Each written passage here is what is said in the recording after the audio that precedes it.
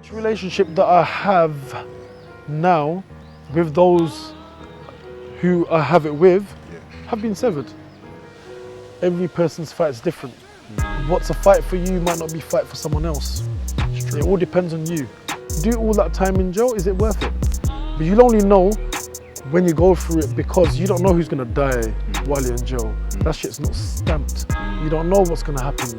You don't know what's gonna happen to those that are out. This is what I saw from it. Mum had a stroke when I got the sentence. That was like, okay. Was that a consequence of your sentence, yeah? Everybody I've heard that before. said the same thing. I've heard it before. All of a sudden, I got a sentence that she couldn't fathom. Yes, people, welcome to another episode of the Prison Radio Project. I'm here today with a gentleman that I met along my journey. His name's Malik. He served 14 years inside for conspiracy to commit armed robbery. So without further ado, Malik. How's it going, my bro? Yeah, all good, bro. All good, all good. Yes. Thanks for coming on the Prison Radio Project. No, that's cool. I'd like to start by asking you to explain a little bit to our viewers about what you went inside for.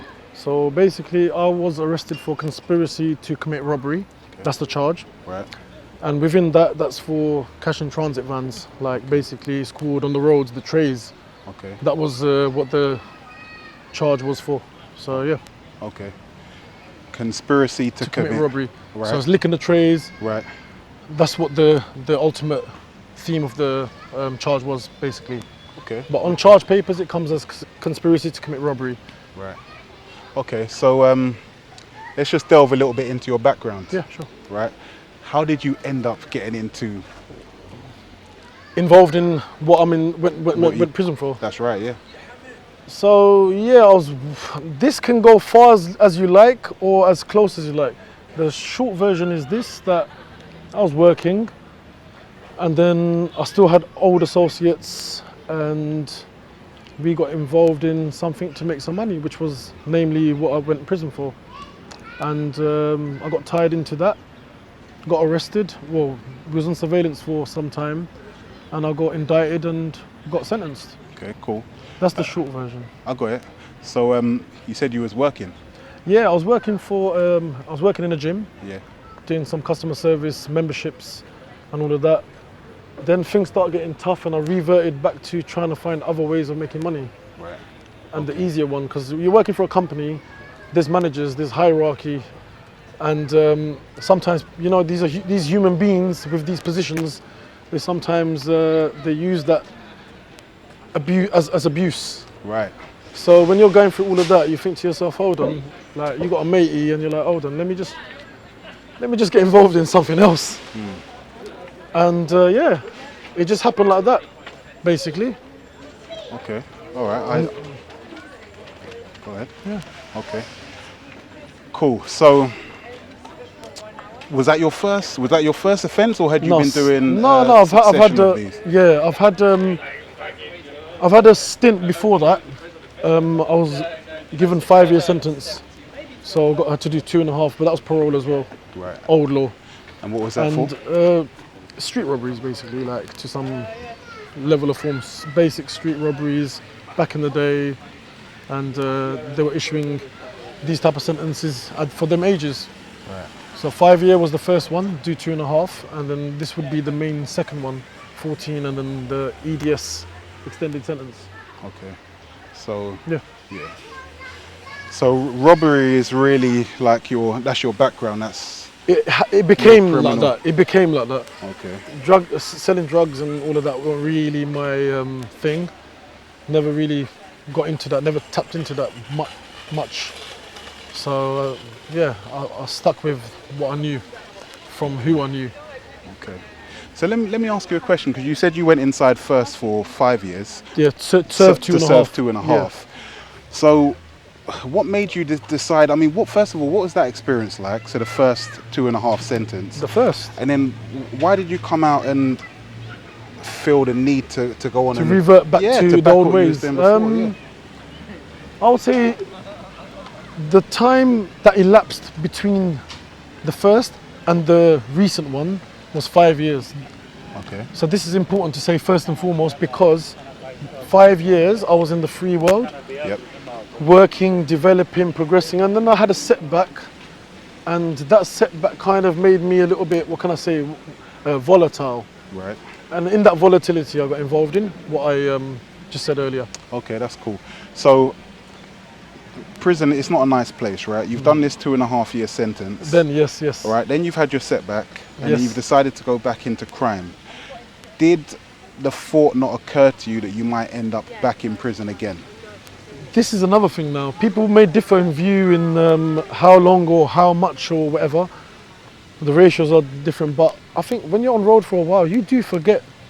Whether small things, yeah, essentially you know you was there, and you got a vague picture. But when I reached back on a recall in Pentonville, bro, I looked at this, everything just like it felt smaller. Right. Everything felt more condensed, and I was like, yo, I can't remember it being this small. I thought it was a little bit, yeah, anyway. Yeah, So I get you forget. Whether it's not just that, you forget about the isolation, Yeah, like how much time, I mean, you know, there's a lot of bang up going on nowadays. yeah. Whether it's pre-COVID, whether it's not enough staff, these issues come all the time. So you end up spending long periods in your cell. You forget that as well. So short answer is you forget. You forget. Okay. To whatever degree or level, you forget. I understand. Okay, cool. So, how long have you been home this time? So minus my recall, I got recalled for some allegations were made towards me and 2 others, and they didn't hold no fruit, and then they were dismissed. The 2 co-defendants, they stayed on road, but because a prime example of where I differ to regards to treatment with 2 others. 2 others, same charge, everything's the same. Right. I found myself in Pentonville pending investigation. Okay. They find themselves on road pending investigation. Right. So anyway, done that little 2 months and dismissed the charges and let me continue my life. Okay. So, So it's been 2 years since the actual sentence finished right. in July. Okay. Would you say that you are like rehabilitated and reformed now? My belief is, yeah. Yeah. My core belief is now not to get involved in something that's going to take me back inside. It's as simple as that. I don't want to lose my freedom. I don't want to go and spend all of the isolation. No, forget that. Yeah. That's long. So, Gov, give me toilet roll, Gov. Listen, forget the Gov, man. I don't want no Gov right now. Look at this Gov. beautiful place here. freedom. Yeah. This is freedom. This is what I'm saying. Yeah. This is invaluable. So yeah, I'm not saying it in one thing, and obviously, when things creep up on you, and you know, it's what defines us is what we are and how we are when things get tough. That's true. I can say this all That's nice. true. I'm comfortable. Got my Audi there. I'm chilling. I'm working. Even if it's not all figured out, I've got some independence. Right. But when things get mad, when you get crazy, when things get difficult, that's when is the important part of what you do and how you deal with it. Because Cool. usually then, you know, finance, money, debts, things are coming up, you know, you park on the wrong side, you get 65, you go different places, you get a debt from wherever. So the key point is not to do anything that will send me back to that same place. Yeah. Okay. That's valuable. So there'll be. That's my hope and my intention. Yeah. But things are, I don't know, all I can tell you is what I can focus on. That's my focus anyway. But I understand. So I want like the viewers that are both watching and listening to this to understand a little bit about the prison conditions. the conditions, conditions change over time. As justice secretaries change, so does conditions. That can even have an effect. But otherwise, what jail you go to, in one jail you could have one privilege, another one you'll have less. I mean, conditions change. Harder ones are usually catered to be in your local jails.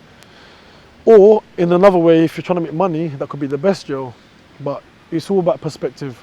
There's people that say, I'd rather just go to the main jail where things are catered for long-term thingy. There's a cooker, there's this, that. In the local ones, there's none of that. Yeah. Your kettle's looking like a toaster and looking like it's got toast in there as well. And now you're just trying to cook a curry. But I would I'll be inclined to think that I'd rather, yeah, them conditions in the holding local ones are, it's designed to be quite intense, yeah. Okay, so tell me. Cockroaches, what you want to talk about cockroaches? Well, yeah, what I want to talk about is the worst prison environment that you've been in.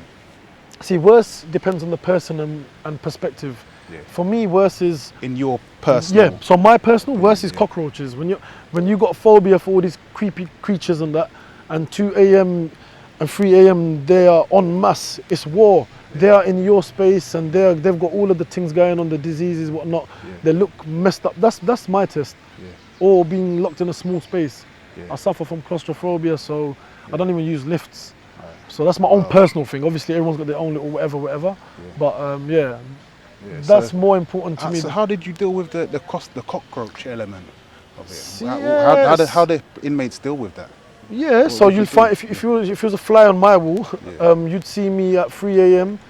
bust my light on, and bearing in mind I'm on the bottom bunk, the next man's on the top bunk, so light's coming on top of him. But guess what? We've got a red alert. There's a red alert. I'm on the bottom bunk, red alert, bruv. Lights going on. Cockroaches need to be visible now, because ain't no cockroach trying to come near me, bruv. Then the cellmate's gonna wake up. He's like, "What's going on?" I'm like, "Bruv, it's kicking off." Yeah. He's like, "No, it's okay." Kick it off. He's like, "No, brother." He was an Iraqi one. He's like, "No, brother. This animal is okay. This animal is not gonna do nothing." Right. But bro, to me, I'm on the bottom bunk. This is a problem. Yeah. So my sleep is now deprived. In jail, Yeah. at 3 a.m., I don't know how to go back and sleep because these things are about. Right. Anyway, that's my challenge. Okay. Everyone's got their own challenges. Yeah. So Sure. What other challenges did you face Cellmates. during your prison sentence? Cellmates, shall we? Okay. Yes. Yes, I think cellmates would be one key one, because you're sharing a small space with another individual. Usually, it can be a situation where it's not catered for. I mean, yeah, you can I can go to a guy and say, "Yeah, brother, shall we just bang up because we know that we'll get along, or we've spoken once enough to know." So when you say bang up, Share the cell. share the cell. Share the cell, share the cell. Yeah. But if you haven't got that privilege or the opportunity Right. to be able to synchronize something where you choose someone, then people get placed in your cell. I mean, even on my recall, 9 p.m. the morning prior, a guy's left, go on court as you do. Then 9 p.m. another guy, and I've already not got along with the first guy.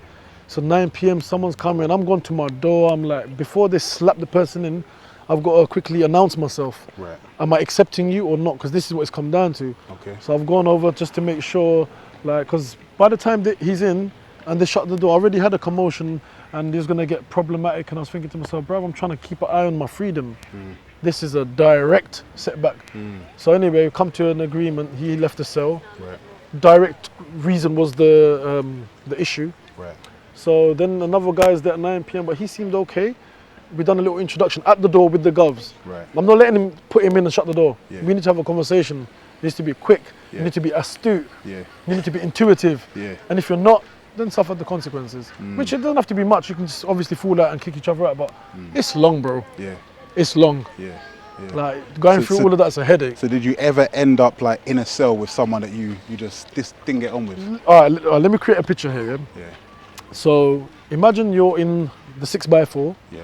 with a guy that you spoke to in the beginning, and that's why you banged up. Let's just say for this one, it's a choice. Yeah. Not rather the ones where it was Forced upon enforced upon you. Yeah. So, yeah, but then you've had a falling out within the same place, and now you're not talking. But everything's magnified in those places. I mean, course just it watch is. Big Brother. That's just an example. But I mean, we're the real Big Brother. So in that close environment, the toilet's there, bed's there. You're not talking for day one. Then the day one turns into day one night. It's mad. Because day and night, bro. Nights matters as well. 10 p.m., 11 p.m. Now you're having to negotiate around eating, TV, sleeping, all without a word uttered, because two people have decided not to talk to each other. That's crazy. So in most cells you have like one remote control. And that might How even did happen. you navigate the television? Like if you're not talking to each other. Yeah, that's an issue. crazy. One would have to sacrifice. But I'm not saying someone would have to endure that all the time. Yeah. But even for 1-2 days, this is a mental. Yeah. Like, I mean, you could be even to the levels where it's beef. Yeah. Like, it actually could quickly turn into. I mean, it's phase 1, phase 2 is beef. Let's just say you're already in phase 1, which is not talking. Phase 2 is like predicting each other's movements. Imagine you see the guys moving like right. Like, he starts to move a bit funny, like around you. You're like, hold on a second. You gotta calculate whether something's going on here. Yeah. And it has happened. It's not even a case where it hasn't even happened. It happens. Yeah. It gets like that. I suppose when you actually step outside of the cell, Yeah. you're looking at all of the other things that you're dealing with. Just the fact that you're in prison, you might have had certain situations going on outside of prison with family members, and then you have to come back to your cell. Yes, as well on top of that. Well on top of that. That's why. But I'm not saying that small sentences don't have impact, or a person doesn't go through the stages. But I would say long periods of anything. So I'm gonna go with long periods. I'll generalize long periods of anything. But long periods being long sentences, you lose a lot. So I was mentioning earlier, like relationships with family, whether people would still say partners as first thing when it comes to family, because prison, wife, gone, broken. But you know, severs ties. People have grown up for those long periods without you, and grown up personality. People change all the time, especially when you're apart. So it severs a lot of relationships, basically. Are there any, like, I know it's quite a personal question, Yeah, but go are for there it. any examples that you can draw upon with from your own family members? Each relationship that I have now with those who I have it with have been severed.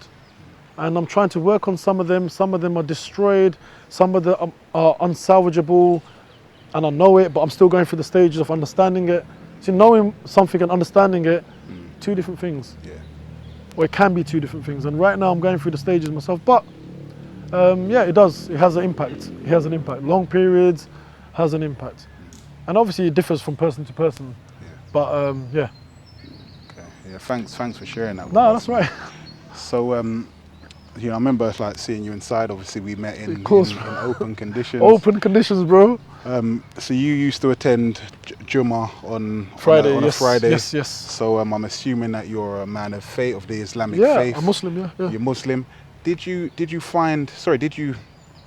turn to faith as a result of being in prison, or was that something that you? I would you say went different. to What I beforehand? would say is prison being a place where you are away from indulging, Right. generally speaking, Okay. en masse. Drugs. I mean, we want to see women. We want to get drugs. We can do, God knows, all the satanic work. Let's put it like that, yeah.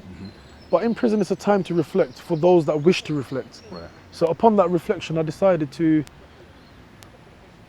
condition on a holistic method. Right. So gym for the physical, Yep.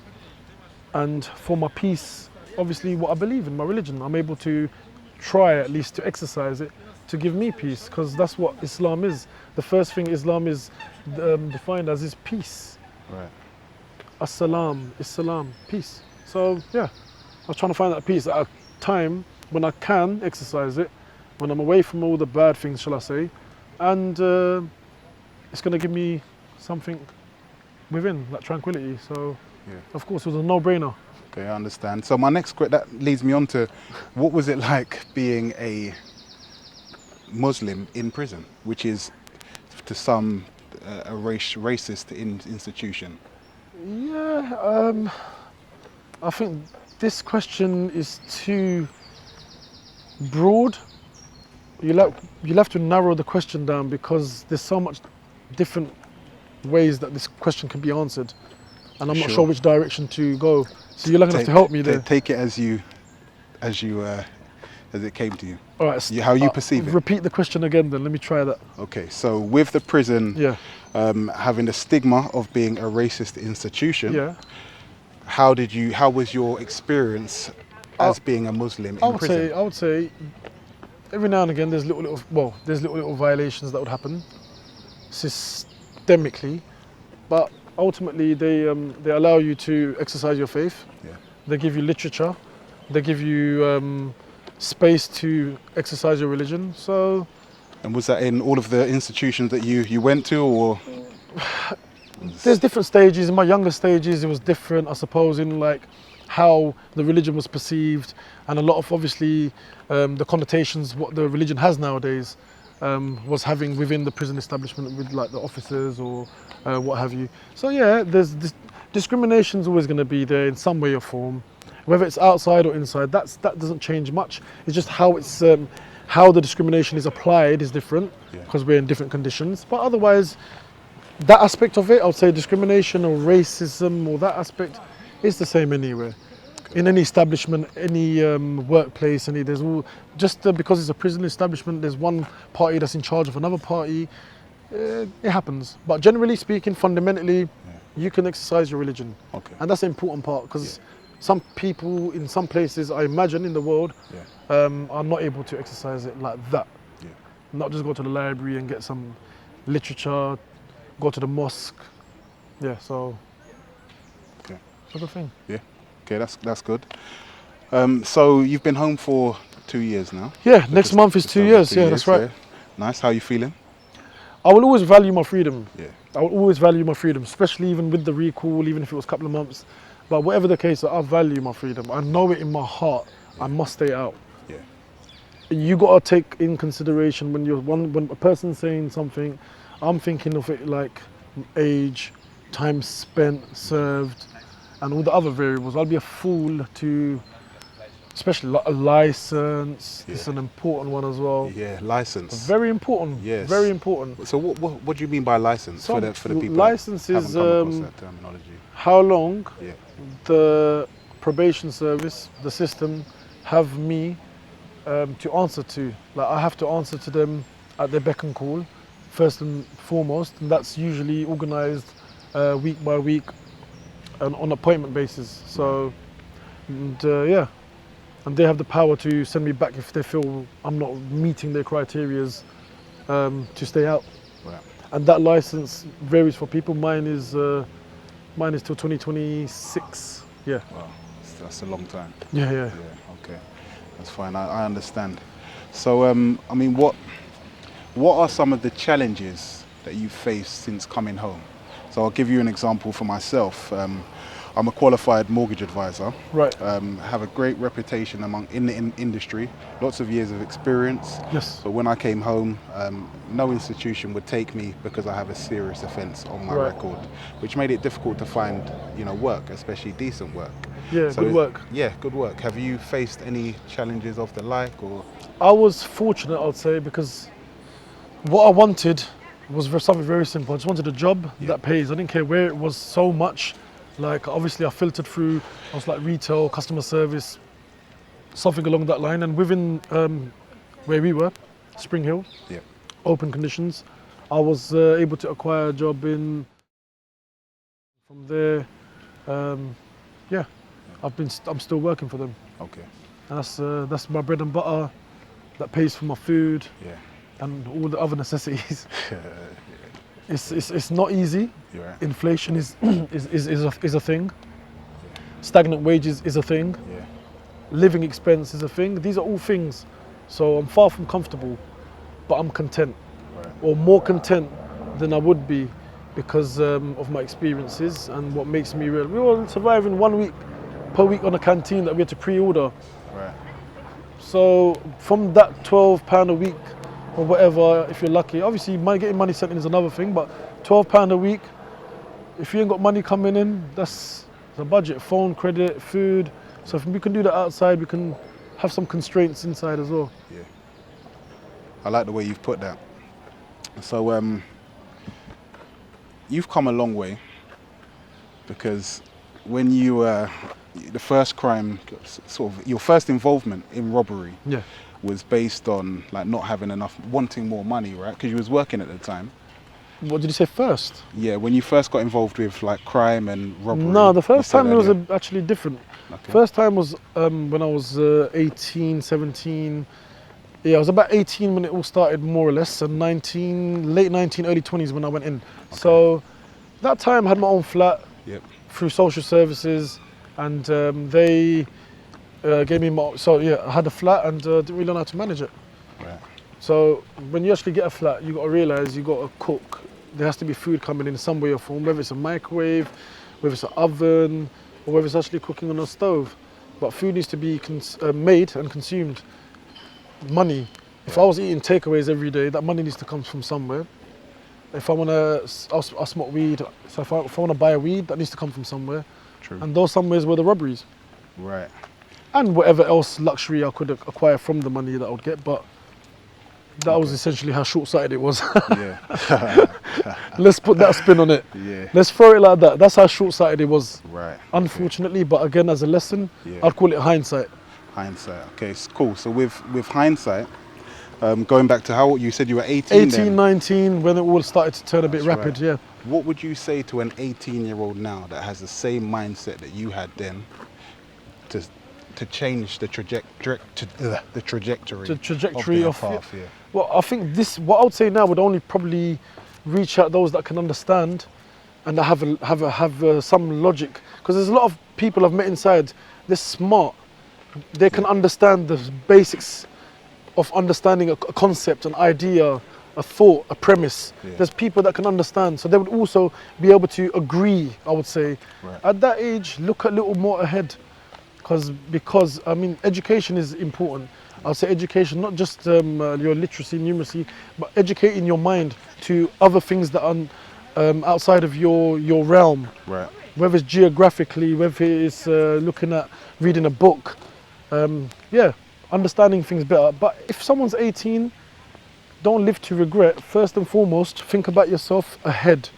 Even if it's 2 years at a time, because at that age, that's even a big thing then. 2 years. Have your semi-goals and try to reach it, because the roads, as I've seen all of whatever's going on, the drill, everyone's just trying to, the perpetuated cycle of defending someone who's fallen, which is an important thing. Because I was speaking to one younger in the Ville Right. recently, last year and a half ago, or even a year ago, I think. I was in recall, isn't it? Yeah. And I said to him, bro, you're a smart dude, bro. I've met him in numeracy.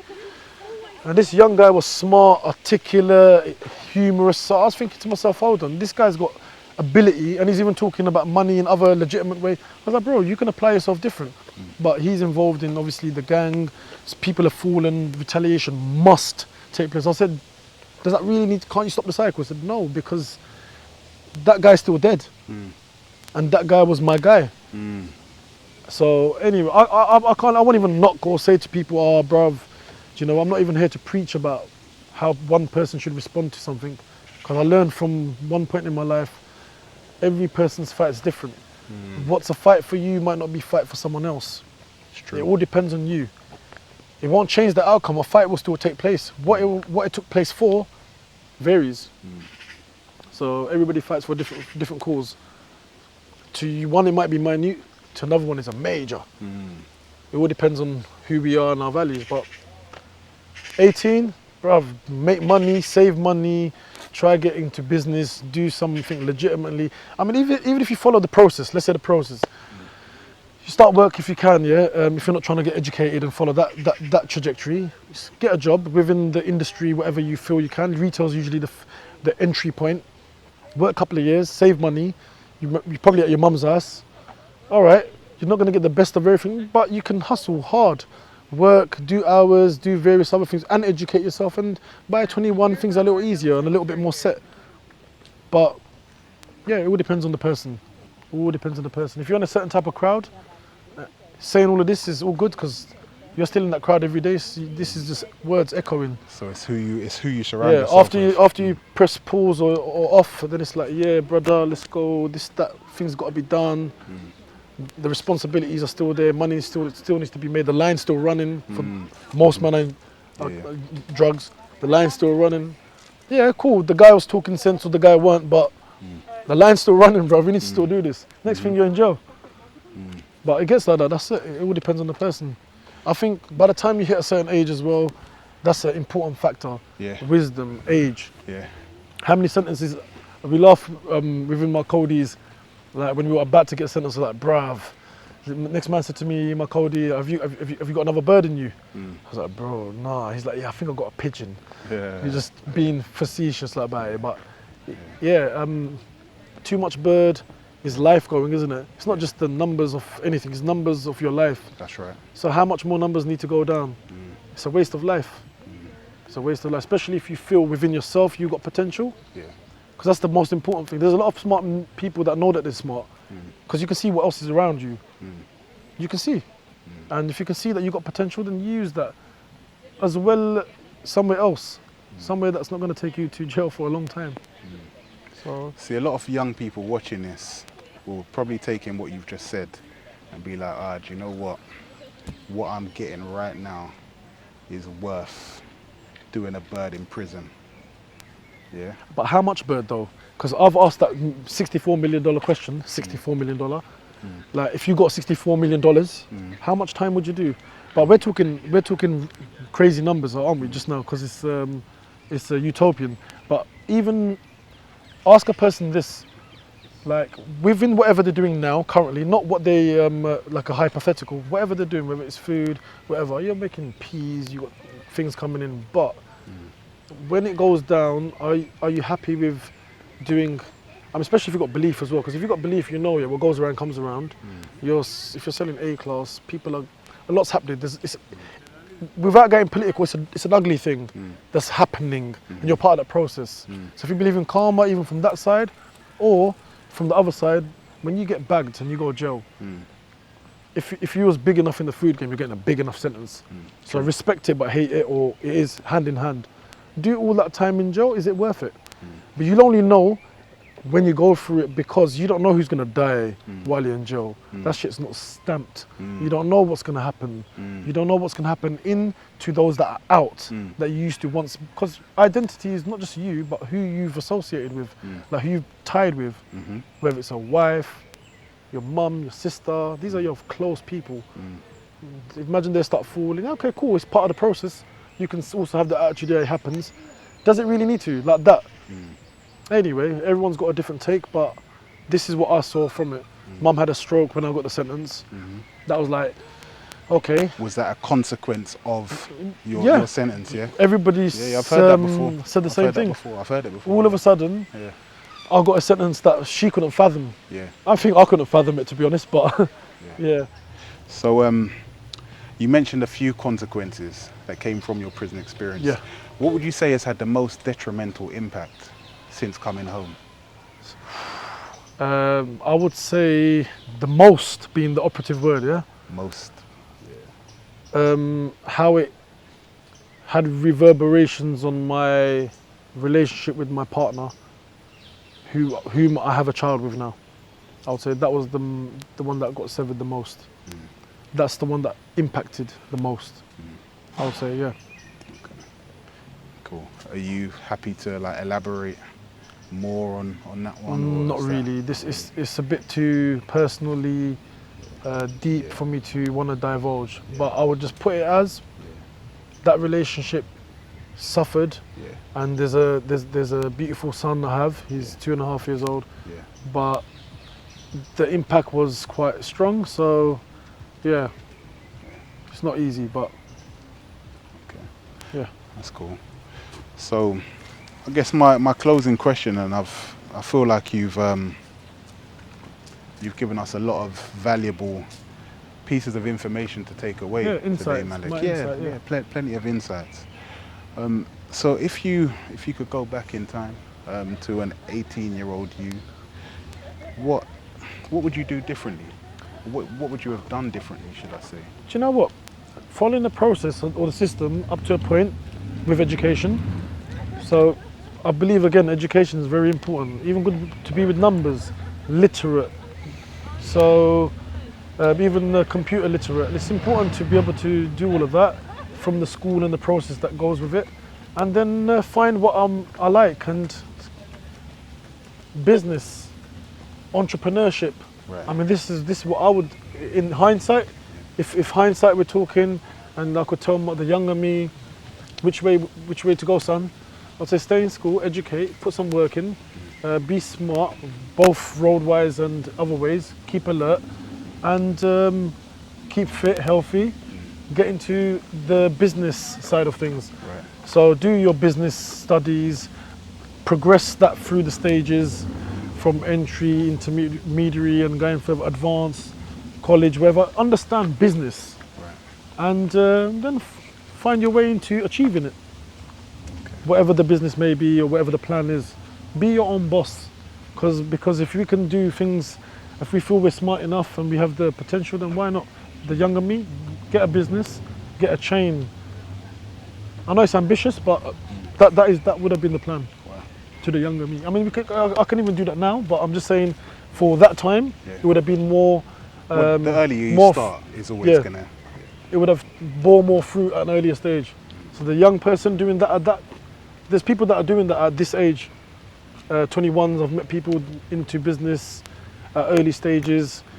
You source income however you source income, whether it's, if not a family member, if it's not, people have loaned from the bank, presented business plans to the bank, their own template, and received and continued and propelled their business. So there's so many ways if one wants to put their mind into it.